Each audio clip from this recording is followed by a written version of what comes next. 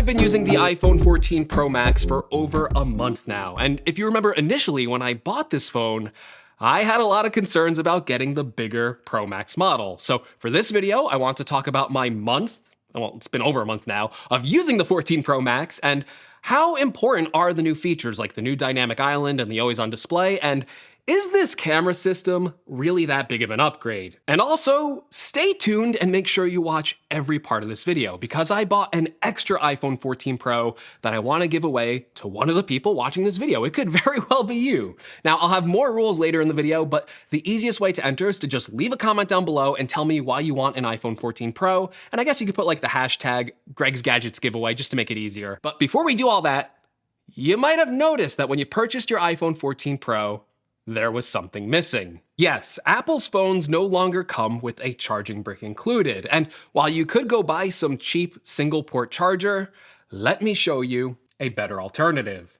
This is Ugreen's new 140-watt charging brick. Yes, you didn't mishear me. This charging brick right here has 140 watts max capacity, and if you're wondering how they fit all of that wattage into this relatively medium-sized power brick, well, it's because of Ugreen's GaN technology. And while some power bricks just give you one port connection, Ugreen's 140-watt charger gives you access to 2 high-speed USB-C charging ports and 1 USB-A port for maximum compatibility. This 140-watt charger even features the new cutting-edge PD 3.1 protocol to charge your products even faster. And this can charge a full-size 16-inch MacBook Pro to 56% capacity in just 30 minutes. And it has enough wattage to charge 2 13-inch laptops at the same time with wattage to spare for your iPhone. That means I can take everything in my travel bag like my 14-inch MacBook Pro, my Apple Watch Ultra, and of course my iPhone 14 Pro Max and charge every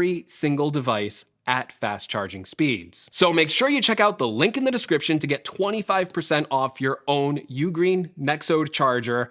And thank you to Ugreen, not only for keeping my tech charged, but for also sponsoring this video. All right, so the iPhone 14 Pro Max design is very similar to the iPhone 13 Pro Max. In a lot of ways, it's just a bigger iPhone 13 Pro Max with a bigger camera bump and the removal of the notch in exchange for this new pill-shaped cutout, or as Apple refers to it, the dynamic island. The dynamic island is really cool. First of all, I love all the slick and playful animations that Apple has incorporated into this design. Every time that I swipe up and see the music player go into the dynamic island or use Face ID or get an alert like the AirPods battery is running low or there's like a phone call, it is such a visual delight that still makes me smile every time I see all of these little animations that Apple put in here. All around, it's just a better and more consistent system for displaying those status alerts. But the dynamic island is more than just showing alerts. It also acts as a new multitasking interface, though not in the traditional sense. So if an app takes advantage of the dynamic island, they can show information on that top section. Like for music or podcasts, you can see a small preview of the album artwork and then a visualizer. Or if you set a timer, you can actually see the timer counting down right from the dynamic island. And you can long press onto these two to reveal more information at a glance. Kind of like a small, separate multitasking window always present at the top of your iPhone. And it also works as a quick way to switch between apps. Think of it as a more active dock that 2 apps can take advantage of. A quick tap on the app in the dynamic island takes you directly to the app, and it's a quick and easy way to manage those active apps and switch between them. Now, there's been a lot of questions about the usefulness of the dynamic island, and so far I have found that the dynamic island has been useful, and I've really used it a lot for things like music controls, timers, and for map directions. However, even after 1 month, it's clear that this is just the start of a new way to interact with your iPhone's user interface. However, it is far from being a necessity just yet, because so many of the apps that I use on a daily basis have still not been able to be updated to take advantage of this new interactive interface. But long term, I can already see the usefulness of this feature when every app takes advantage of it and when you can expect those apps to be up there in the dynamic island. When all of these apps start taking advantage of it as they get updated, this is going to be a lot more useful. And I have the same praise and criticism for another new iPhone interaction, the new always on display. This is another radical shift in the relationship we have with our iPhone, especially with the way that Apple chose to implement its always on display compared to its Android counterparts, which usually displays a dark background with minimal information on the lock screen itself. Apple's always on display takes a more literal approach. The always on display looks exactly like you have your lock screen set. It even shows you your wallpaper just in a more dim state. But even then, the always on display can be pretty bright in direct sunlight, letting you see the time, date, and lock screen widgets, as well as if you have any new notifications. Now, I'll admit, it did take a while for this new always on display to click for me, but once it did, I felt like it was another stroke of genius for another part of Apple's new user interface. Live activities. For example, take a look at this music activity on my lock screen. Not only can I see what song is playing, but I can also see the full layout of controls for the music player. And I can quickly grab my phone, tap, and start using those interface controls. Now imagine another live activity app. Again, we can use the Uber ride example, or let's go for something different, like your Starbucks order, or maybe even a baseball game on TV. And it quickly becomes apparent why Apple's always on display is so much more useful and so much more well thought out. Because it doesn't require you to keep unlocking your phone to see these really important information or status updates. These live activities will always be on your phone, and once you get used to it, it kind of reduces that anxiety of just leaving your phone on the table and picking it up and constantly checking it. Like, I have found that now when I can just leave that always on display, with the expectation of those live activities, I can kind of feel that habit going away. Kind of like how when I got my Apple Watch, I didn't necessarily always have to check my phone for notifications. I feel like that's going to be a very similar experience. Now, unfortunately, it's kind of hard to judge these new features. Apps really haven't taken full advantage of it yet. Yes, iOS 16.1 just came out like the other day, but as I'm like finishing up this review, I've only had a day to use iOS 16.1, and not even all the apps for iOS 16.1 are really even updated. So this is still something where it's an open question on just how useful will these features be 6 months down the road, a year down the road, or even as we get into future phones like the iPhone 15. Now, there's a lot of other small improvements to the iPhone 14 Pro. The display now gets really bright at like 2000 nits of max screen brightness. So this new OLED display gets really bright, and it still looks really, really good.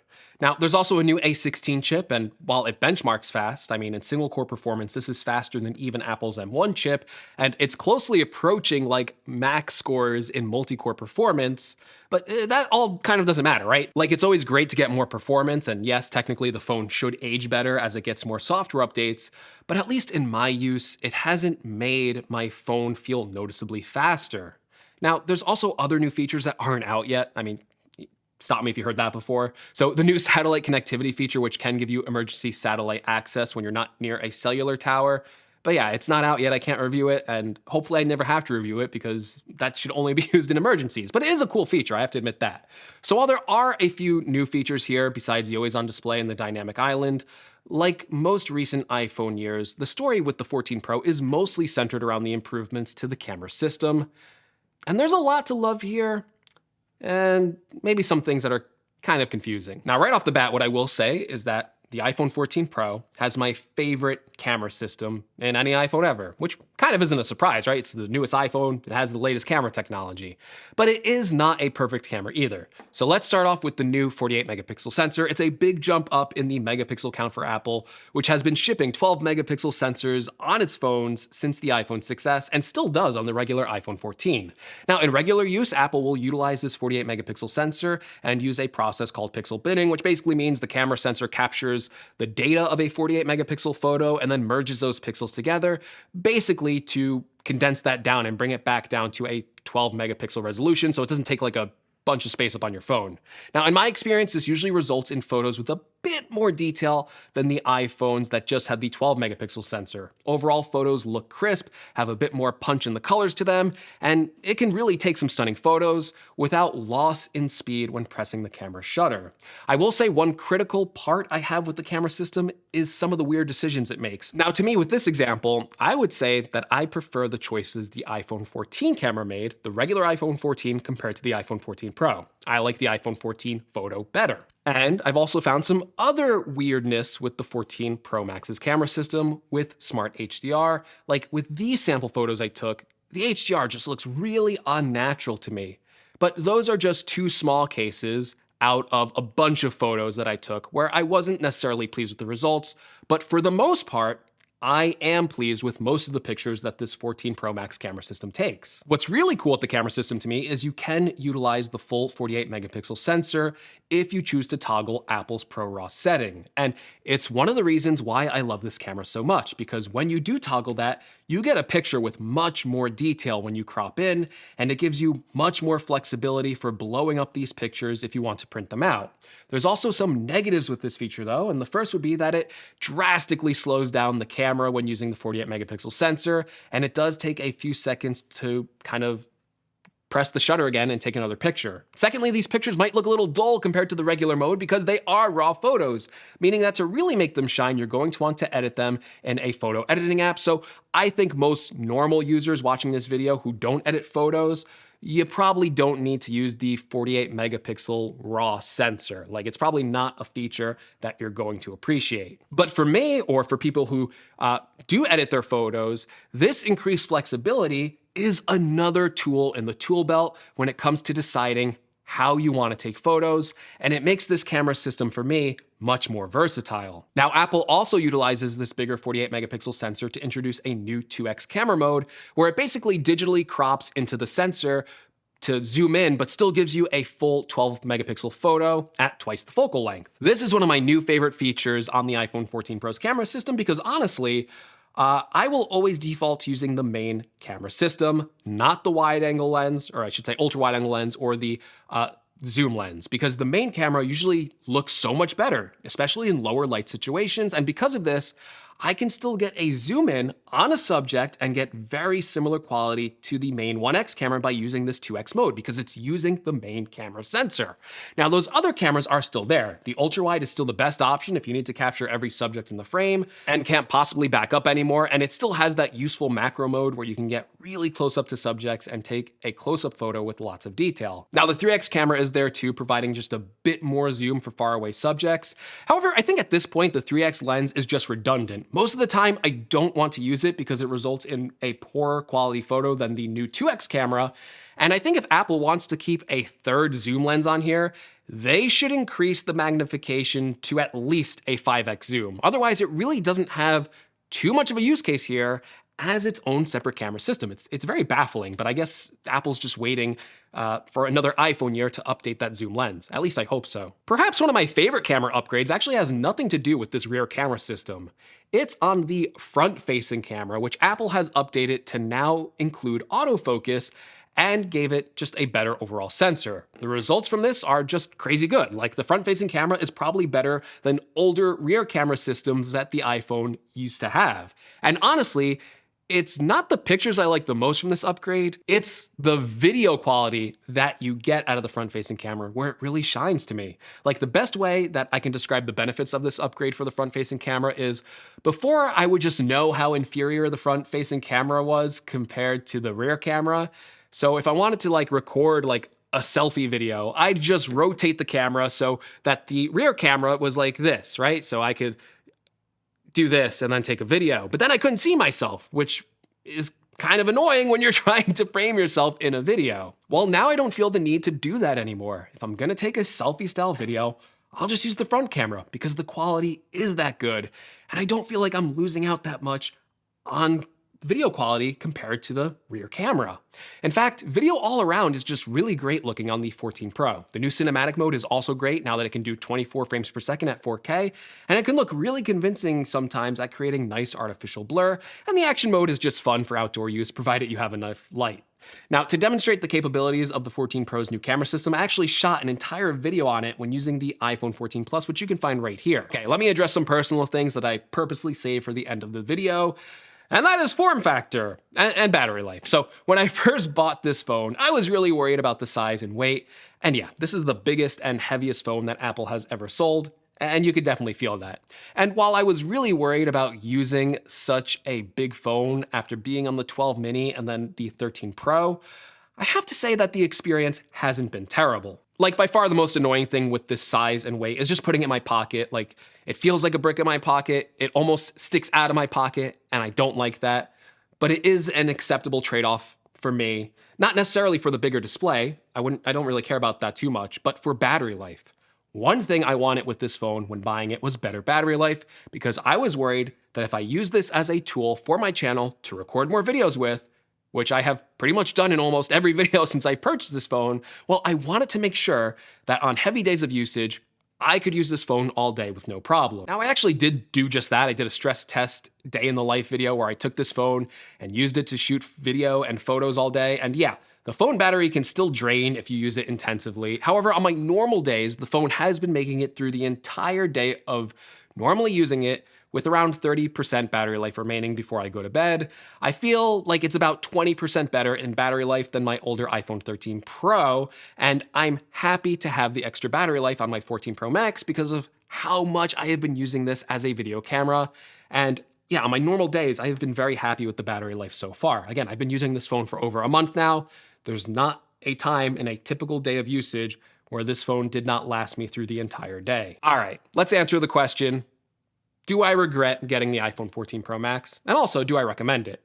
Well, to answer the first part of it, no, I don't regret going for the bigger size. I'm actually happy to carry around the bigger phone for the increased battery life, and I'm glad that I have increased battery capacity over my iPhone 13 Pro compared to just how much more I've been using this camera. As for if I recommend it, well, I think you've heard enough about my use of it and my praises. And listen, I do recommend the iPhone 14 Pro. If you're getting a new iPhone this year, listen, I think the right choice is to either go with the iPhone 14 Pro or the 14 Pro Max. The upgrades to these models over the regular 14 and the 14 Plus are worth the extra $200.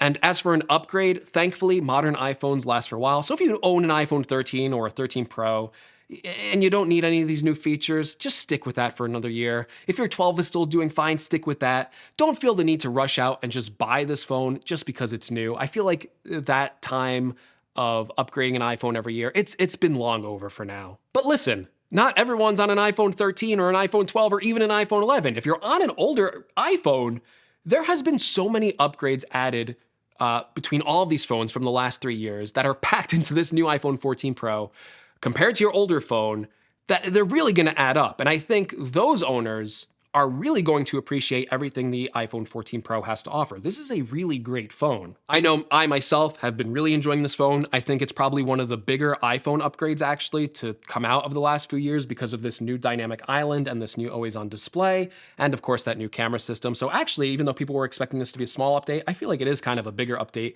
than most people were expecting. And I think this is probably the biggest change to the iPhone we've had since the iPhone 10. So yes, I do recommend buying either an iPhone 14 Pro or this big iPhone 14 Pro Max. It earns the Greg's Gadget seal of approval. All right, now one way of getting an iPhone is to buy it, right? Another way is to win it. Now, this is the first official Greg's Gadgets giveaway, all right? So I'm new at this, I wanna get it right, so listen up.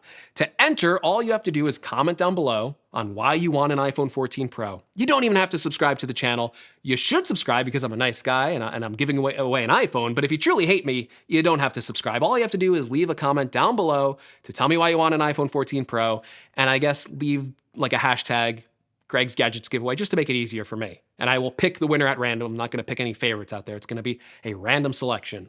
You must be in North America to enter. Just the logistics of shipping out a phone internationally can get kind of tricky. This is my first giveaway, so have some patience with me. I just wanna make sure I get it right. So for now, at least, this giveaway is limited to people living in North America. I'm going to announce the winner of the giveaway in about a week, and I'm going to do this on Twitter. Here's my Twitter account. Go follow it if you have a Twitter.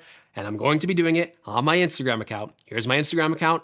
Go follow it if you have an Instagram account. That is probably the best way to make sure you get notified that you won, because I'm going to announce in about a week, and I will give you like 72 hours to respond to me, and so I can get all your like shipping information, all that stuff.